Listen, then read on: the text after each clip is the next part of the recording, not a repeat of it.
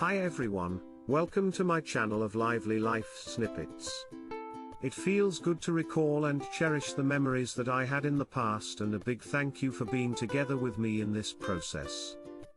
Today, let's recall my experience last year in February, the Valentine month, regarding my presentation on hyperthyroidism and hypothyroidism. Please note that any content of this video does not substitute professional medical advices. If you have any health issues, please speak to your doctor and healthcare team. This video is a sample of few presentations that I had done during my Provisionally Registered Pharmacist (PRP) training in Malaysia. First of all, let us understand how does the system work normally in healthy adult. Hypothalamus releases thyrotropin-releasing hormone, which is also known as TRH as shown in the flow chart. Next, TRH regulates the secretion of thyroid-stimulating hormone, in short TSH, from anterior pituitary gland. The third ribbon-like structure shown in the flow chart is the thyroid gland. It is situated in the neck. In response to TSH, thyroid gland produces two hormones, namely thyroxine, T4, and triiodothyronine, T3. Greater amounts of T4 are produced than T3. T4 is inactive and needs to be converted to T3. This conversion occurs peripherally, such as in the liver and kidney. Free thyroid hormones in the circulation act negatively on the hypothalamus and pituitary, thus reducing the release of TRH and TSH. Most T3 and T4 in the circulation are bound to protein. Most of them are bound to thyroglobulins. Please note that only free thyroid hormones are active, those which are bound to protein are not biologically active. Free thyroid hormones bind to nuclear receptors found inside the cells and subsequently control the metabolic rate of tissues. Hyperthyroidism or hypothyroidism occurs if there is any malfunction in the normal pathway. Primary pathology is being described as over or under secretion of thyroid hormone from thyroid gland. It is usually presented as TSH levels of more than 10 μ/L and free T4 below reference range. On the other hand, secondary pathology is the damage or disease of upper pathway, either in the pituitary gland or the hypothalamus. It can be presented as low or normal or mildly elevated TSH and low free T4 levels. In terms of prevalence, in Malaysia, no official statistic is available. In the United Kingdom, hyperthyroidism prevalence in women is 2% while men is 0.2%. The main signs and symptoms of hyperthyroidism includes intolerance to heat, enlarged thyroid, tachycardia, increased systolic blood pressure, breast enlargement, weight loss, finger clubbing, tremors and increased diarrhea. The main signs and symptoms of hypothyroidism includes intolerance to cold, receding hairline, facial and eyelid edema, dull blank expression, extreme fatigue, dry skin or coarse and scaly skin, constipation and menstrual disturbances. Late clinical manifestations are bradycardia, weight gain and many more. There are multiple causes as shown for hyperthyroidism and hypothyroidism, and requires expert clinical knowledge from doctors. The most common diagnostic test are serum TSH and free T4 levels. Free T4 better indicator than total T4 because unaffected by protein binding abnormalities. Others tests detecting antibodies, radioactive substance uptake and ultrasound can be considered too. To treat hyperthyroidism, three options are available. Pharmacotherapy involves utilizing antithyroid drugs to impair thyroid hormones synthesis. Two examples are carbimazole and propylthiouracil. Surgery to remove parts or whole thyroid gland requires surgeon's guidance. Another option is to use radioiodine. The most commonly used is carbimazole. Initial adult dose is 15 mg to 40 mg daily. Treatment will be continued until euthyroid, usually achieved after 4 to 8 weeks of treatment, and then the dose is being reduced to maintenance dose of 5 to 15 mg per day. Maintenance dose will usually continue for at least 6 months or up to 18 months according to UK guideline, and up to 18 to 24 months according to Malaysia guideline, and then stop. In terms of monitoring, check TFE, FT4 plus TSH, every month to quarterly until the patient is stable, and then every year if used long-term 6. Otherwise, Newson and his team proposed block and replace regimen. Unlike previous approach, the maintenance dose of carbimazole is higher, 40 mg to 60 mg per day compared to previous 15 mg to 40 mg daily. Doctors will add levothyroxine 50 micrograms to 150 micrograms per day to prevent hyperthyroidism. Both medicines will be continued for at least 6 months or up to 18 months. However, with higher dose comes with more side effects. This regimen is not recommended for pregnant mothers as very little thyroxine crosses placenta in last trimester. Monitoring needed for this approach is to perform thyroid function test at least every year once the patient condition stabilized. Another similar drug is propylthiouracil. For adult dosing is 200 mg to 400 mg daily in divided doses till euthyroid. This is followed by maintenance dose of 50 mg to 150 mg daily in divided doses. PTU is reserved for patients who are pregnant or intolerant or hypersensitive to carbimazole. However, it is well known for its hepatotoxicity adverse drug reaction. As pharmacists, some counseling points are worth telling patients. The most common side effects are nausea, headache, arthralgia, mild GI disturbance, skin rashes and pruritus. These usually occur in first 2 months of treatment, and usually self-limiting and may not require drug withdrawal, or it can be substituted with propylthiouracil. Pharmacists should warn patient about onset of sore throats, bruising or bleeding, mouth ulcers, fever, malaise. If they develops any of these symptoms, they should stop drug and seek medical advice immediately because the white cell counts are affected. In addition, patients should be advised about signs and symptoms of hepatic disorder like pain in upper abdomen, anorexia, jaundice, dark urine, general pruritus, nausea and vomiting and fatigue. They should stop drug and seek medical advice immediately to check their liver function test, and if the results are deranged, the drug should be stopped. The general principle of drug use during pregnancy and breastfeeding is benefits outweigh risks.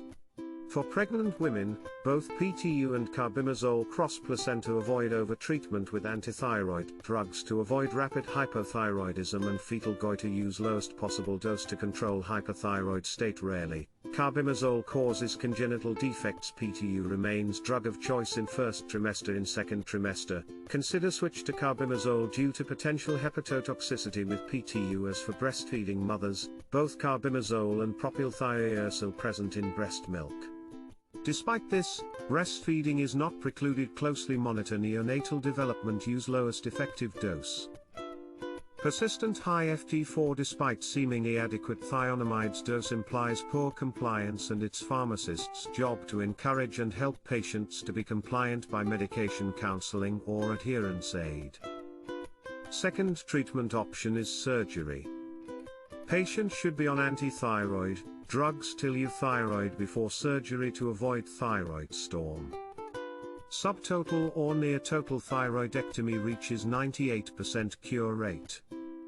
Indications includes goiter with pressure effects, suspected thyroid malignancy, severe progressive ophthalmopathy, medical therapy fails, and pregnant.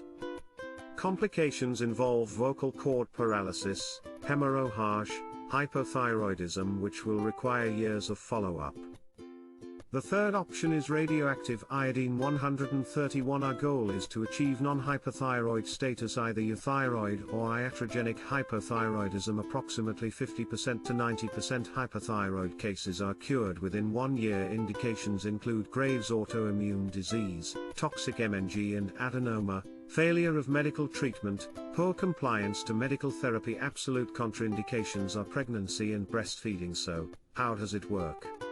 Firstly, iodine 131 was taken up by iodide transporter of thyroid like natural iodine. Next, Iodine 131 emit beta particles in range of 0.4 mm to destroy follicular cells, then, volume reduction and controlled thyrotoxicosis achievable in 3 to 4 months' time. Fixed dose regimen 370 megabecquerels to 555 megabecquerels is preferred over calculated dose because this method is simple, more convenient, and effective to achieve therapy goals. Stop antithyroid drugs 5 days to 1 week before treatment because continuous use reduces iodine uptake and subsequently, cure rates too. Subsequent monitoring is needed. Check FT4, TSH every 4 to 6 weekly for at least half a year. Reduce frequency if free T4 levels remains within reference range. After euthyroid for a year, check annually. TSH level more than 20 μ/L following iodine 131 in patient not receiving thionamides in past 652 trigger thyroxine treatment. Complications of iodine 131 are generally mild with minimal adverse drug reaction. There is no evidence to suggest increased malignancy risk. Within 1 to 2 weeks, symptoms of hyperthyroidism may worsen temporarily due to radiation thyroiditis. However, patients usually respond to short-term beta blockers if required. Thyroid ophthalmopathy may worsen or develop, especially in Graves' disease patients who smoke. Hence, cover with steroids. Patients should be informed to avoid pregnant for at least 6 months and do not breastfeed children. Iodine 131 is cleared via urine, and may be passed on. Hence, avoid close contact with children and pregnant women for about 3 weeks.